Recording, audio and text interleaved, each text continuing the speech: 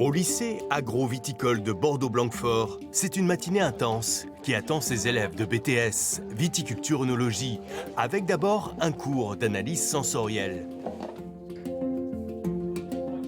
Aujourd'hui, je vous propose de faire une dégustation sur les défauts des vins.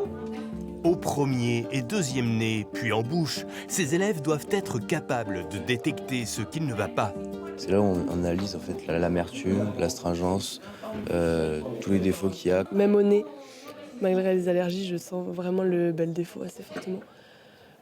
D'oxydation, un peu de pomme blette. Certains ont un parcours classique avec un bac pro viti-œno, d'autres sont en reconversion. Tous seront prochainement en responsabilité dans les châteaux. Je suis en première année et plus tard, mon métier de rêve, probablement, ça serait œnologue à l'étranger. Après le BTS, j'aimerais bien être directrice technique et directrice d'exploitation. On forme des techniciens qui demain seront dans les propriétés ou assureront des fonctions dans le commerce, donc qui seront en lien avec les viticulteurs, mais aussi avec les consommateurs. En face du lycée, le château d'Ilon, où ils sont déjà confrontés à la réalité du terrain. Vous allez avoir le levage et le relevage, mais en même temps que vous allez passer sous vos rangs, vous allez vérifier votre épamprage.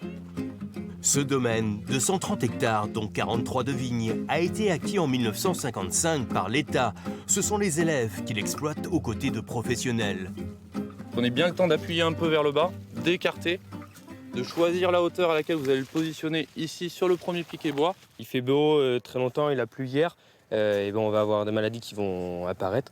Et si on ne relève pas, on ne pourra pas passer avec les outils et on ne pourra pas traiter. On leur alloue 2 rangs de vignes et ils doivent tailler, relever, faire les travaux en verre comme aujourd'hui, de manière à ce qu'ils puissent voir un peu l'impact de leur travail tout au long des 2 ans. Ils sont ici 1000 élèves et 700 apprentis à se former aux différents métiers du vin. Ça fait partie des métiers en tension. Nous avons besoin d'employés, d'ouvriers pour les travaux dans la vigne, pour la conduite des engins. Tu regardes s'il n'y a personne autour, tu envoies une impulsion en haut, voilà, t'es levé. OK ? Dans leur formation, des travaux pratiques d'attelage avec un tracteur, ils doivent avoir une approche globale sur l'exploitation. Les emplois, ce sont les personnels qualifiés pour conduire. Eh bien, pourquoi pas demain avoir aussi des robots pour subvenir aux besoins en ressources humaines des exploitations. De nombreux jobs s'offrent à eux. 60 000 emplois sont liés à la viticulture. C'est le premier employeur en Gironde.